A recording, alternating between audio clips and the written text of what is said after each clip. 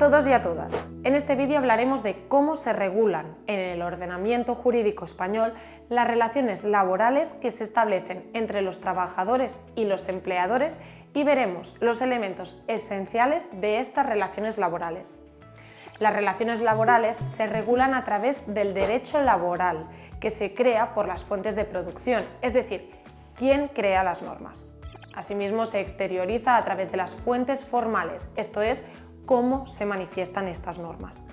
Existen multitud de fuentes jurídicas que se pueden clasificar en dos grandes grupos: las fuentes externas, de procedencia internacional, y las fuentes internas, que son las propias del Estado.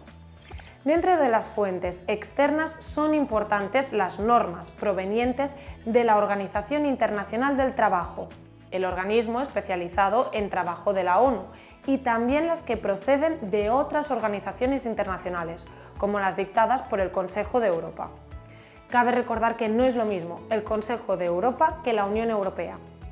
Ahora bien, como España pertenece a la Unión Europea, la normativa supranacional más importante será siempre la comunitaria, es decir, el derecho de la Unión Europea o comunitario proveniente de los tratados europeos, derecho originario, y de las instituciones comunitarias, derecho derivado. A nivel interno, las fuentes del derecho laboral son la ley, Constitución, Estatuto de los Trabajadores y resto de leyes, los convenios colectivos, la costumbre laboral y los principios generales del derecho.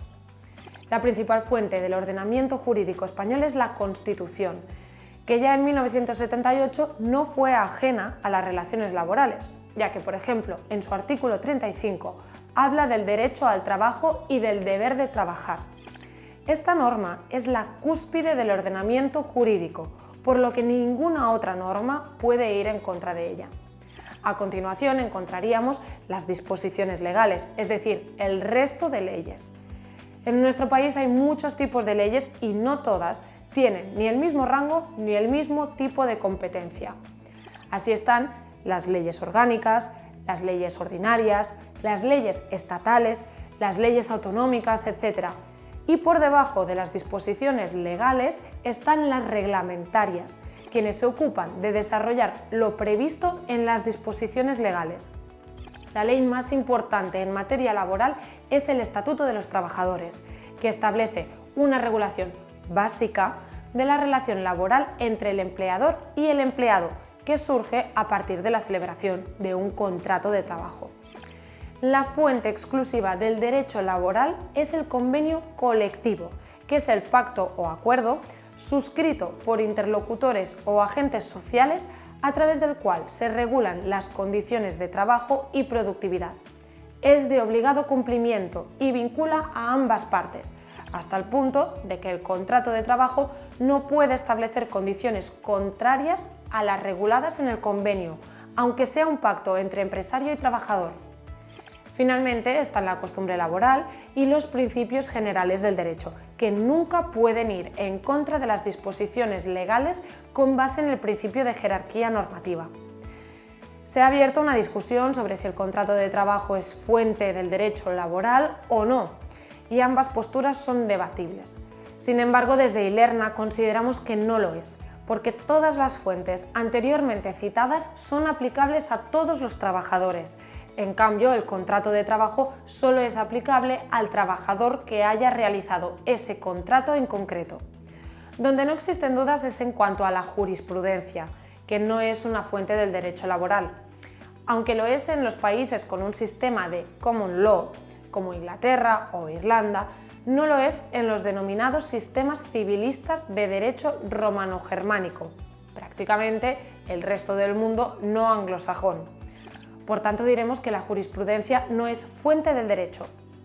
Como hemos comentado anteriormente, la ley más importante en el ordenamiento jurídico español es el Estatuto de los Trabajadores, que fue aprobado en el Real Decreto Legislativo 2/2015. Esta norma básica regula la relación entre el trabajador y la empresa y no se aplica a todas las relaciones laborales, sino solo a aquellos trabajadores que voluntariamente presten sus servicios retribuidos por cuenta ajena dentro del ámbito organizativo y dirección de otra persona, física o jurídica, es decir, se regulan las relaciones que cumplen con la siguiente serie de elementos, ya que es una relación laboral voluntaria, ajena, bilateral, en situación de dependencia y, por supuesto, remunerada.